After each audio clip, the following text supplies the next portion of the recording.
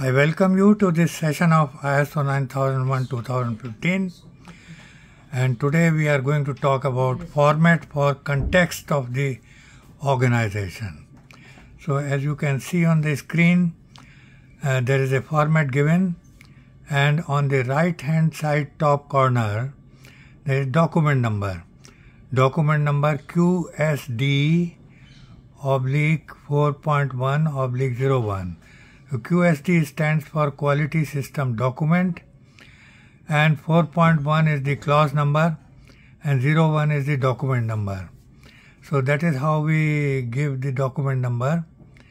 We can adopt any other method as you may like, but this is one of the ways of giving a document number, and you can give it accordingly. So document number QSD/4.1/01, and then the name of the company, XYZ company. You can put the name of your own company here. Then context of the organization. This is the title of the document. Context of the organization. It should be typed as it is. And then issue number and dated. So this document, whenever you prepare, the very first version will be issue 01. And dated on whatever date you have prepared it, you can put that date. And then there are two sections in this: internal issues and external issues. So context of the organization has got two issues. It comes out after we carry out the SWOT analysis: strength, weaknesses, opportunities and threats analysis of our organization in the current circumstances. So based on SWOT analysis, the risks and opportunities are identified, and in this particular format, as you see, the first column is serial number, S number, serial number. Then the internal issues, section 1 is internal issues, so this particular table comes under internal issues. So the internal issue is at serial number 1 is staff availability and competence. Now under the risk and opportunities based on SWOT analysis, there are 4 columns: risks and actions planned and integrated with the quality management system, and opportunities and action planned and integrated with the quality management system to deal with the risks and opportunities.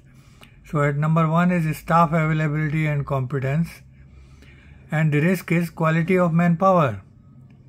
It is always at risk. We may have competent manpower available in the area in which our organization is located, or may not have it. So action planned, in case of risk, if there is risk of quality of manpower, then the action plan and integrated with the quality management system is competency gap analysis and training. So we carry out the competency gap analysis. That means where our people are lacking in competence, we identify those areas and provide training to them so that they become competent. So that is the action planned with and integrated with the quality management system.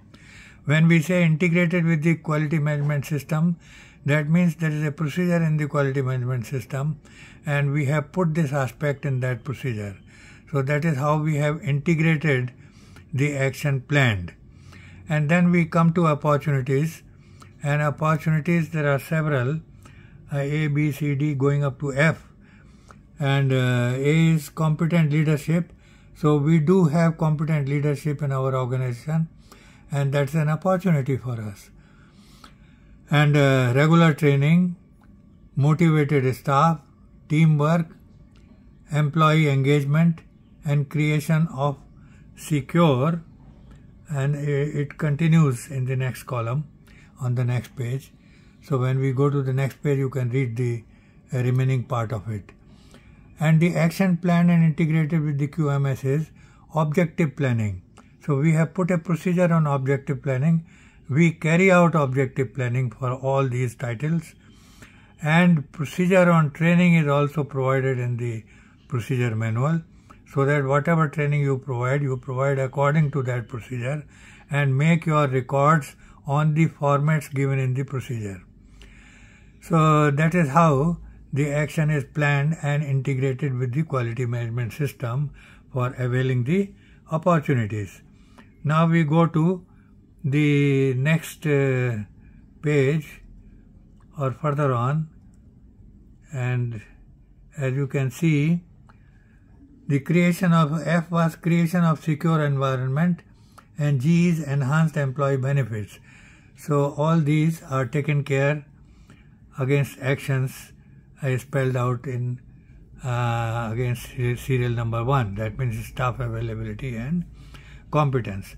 Now we come to serial number 2, infrastructure.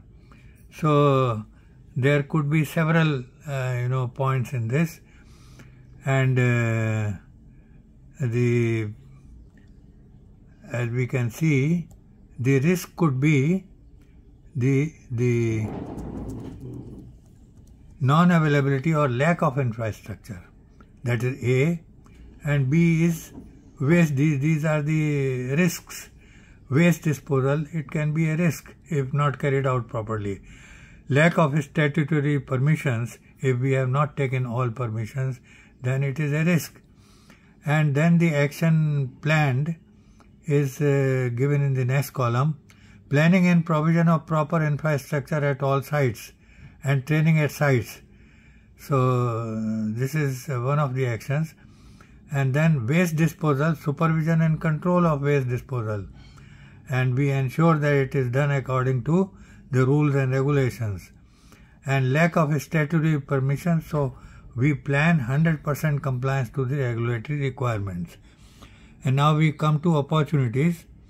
In opportunities, we have e-governance, improved training facility, proper maintenance and checks, full compliance to regulatory requirements, and actions that we have planned.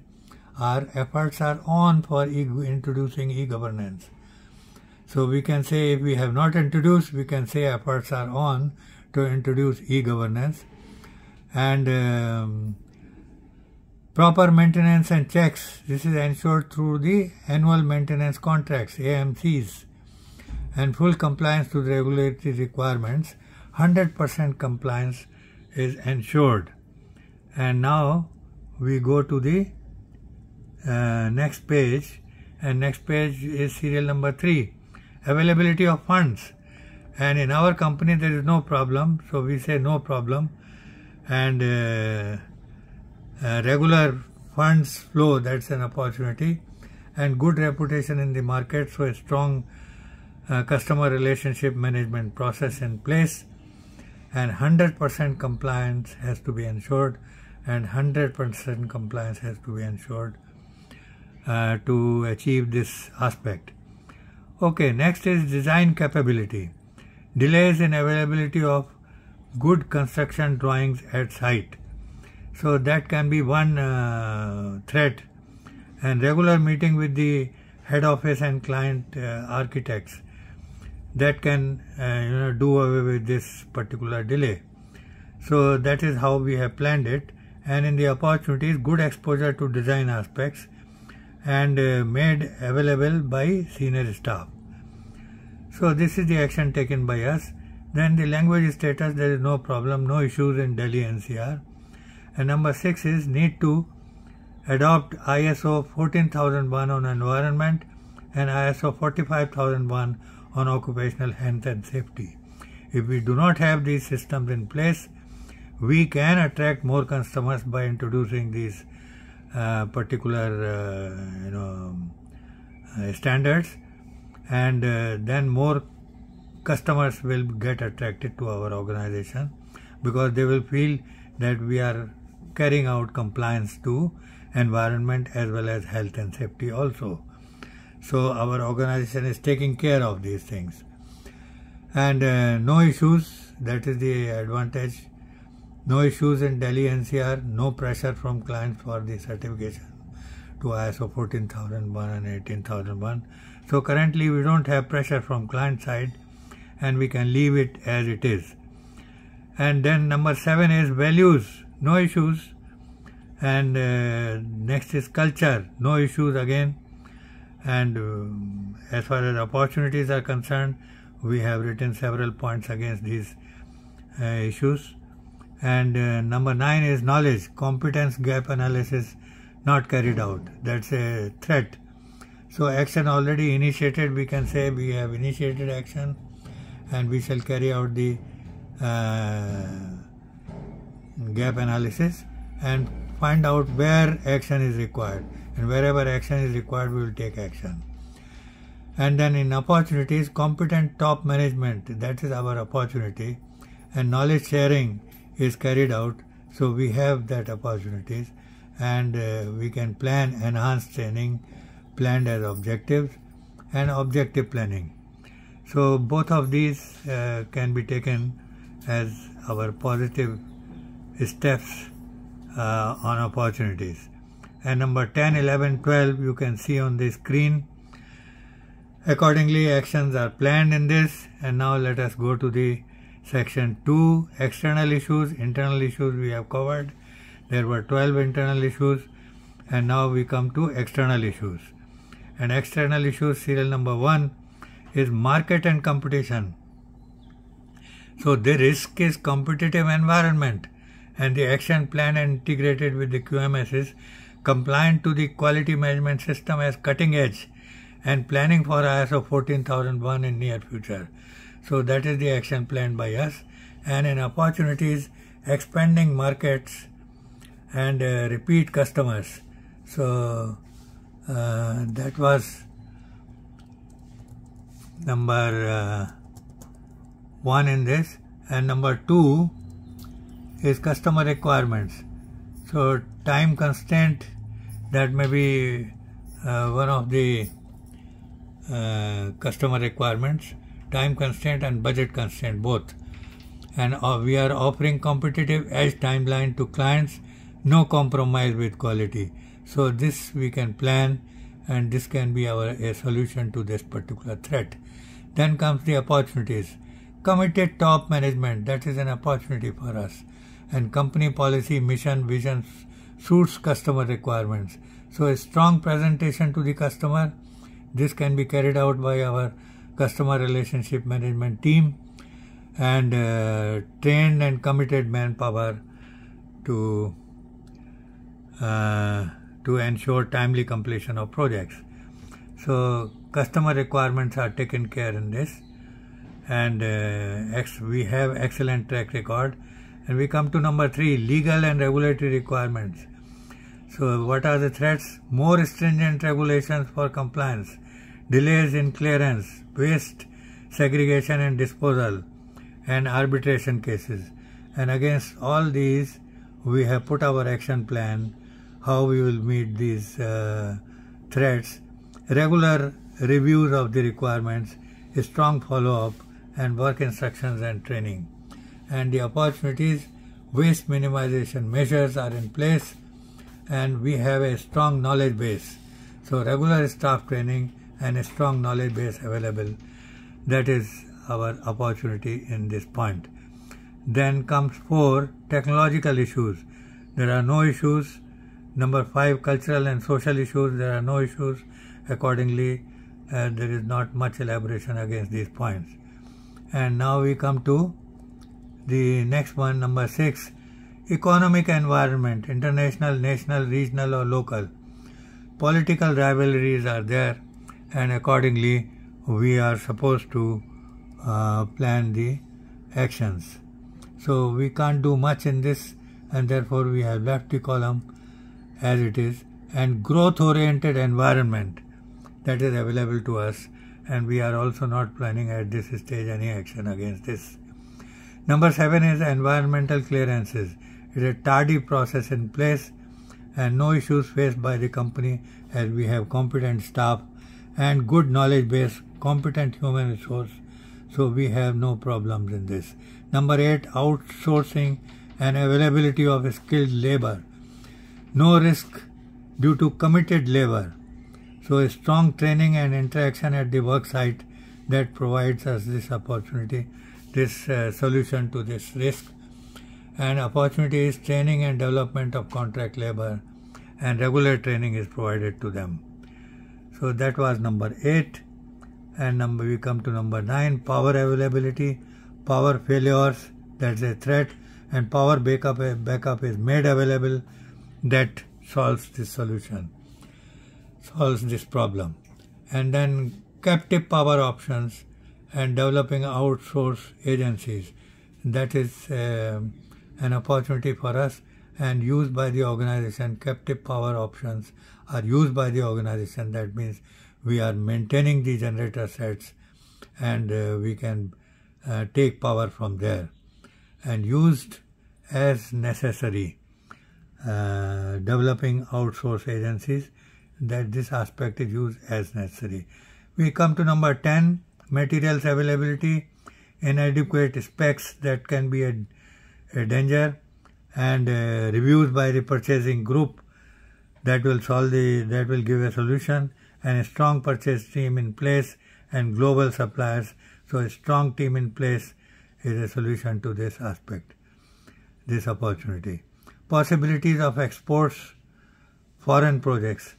Unfamiliar environment, we have not planned any action. Ample opportunities within the country, so we are not planning anything abroad. Interested parties relevant to the QMS, lack of awareness by the clients, and educating the clients through the interaction. That is how we can deal with the lack of awareness by the clients. So interested parties related to the QMS, we can deal this risk through educating the clients through interaction. And full compliance to the quality management system, and already we have this action in place. And point number 13 is requirements for interested parties. Demanding customers are there, no current issues observed, ample in-house potential we have, and no action is needed at this stage. And there is a note below this table.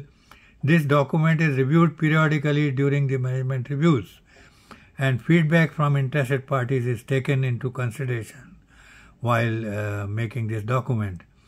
And this document is prepared by the QMS coordinator, Quality Management System Coordinator, what earlier we used to call as MR, Management Representative, and now we can call him as Quality Management System Coordinator. It is up to us whatever name we wish to give. And approved by the Managing Director. The top management approves this particular sheet, and reviewed on. Periodically this sheet is reviewed, and QMS coordinator reviews it in consultation with the top management, and all the departmental heads and other persons involved, they are also reviewing it periodically, because this document is available with them as a reference document. So this was the format on clause number 4.1, that is context of the organization. And I hope everything is clear in this, and you can prepare your document based on this. You can add the points wherever you feel necessary. There is no problem in that. Don't go 100% by what is written in this particular format, what I have provided to you, but use your own mind to add more points to this and come out with your own version of context of your organization. So thank you very much for watching this video, and please do like this video and share this video. If you like this video, give me a thumbs up, give me a like, and also share with your friends and colleagues, whosoever is working in the field of ISO, so that they can also take advantage of these formats. And see you on next Sunday again. Please do not forget to subscribe to my channel. Also press the bell icon so that as and when I load the video, the information will reach you. And see you now on next Sunday, and we shall share video on the next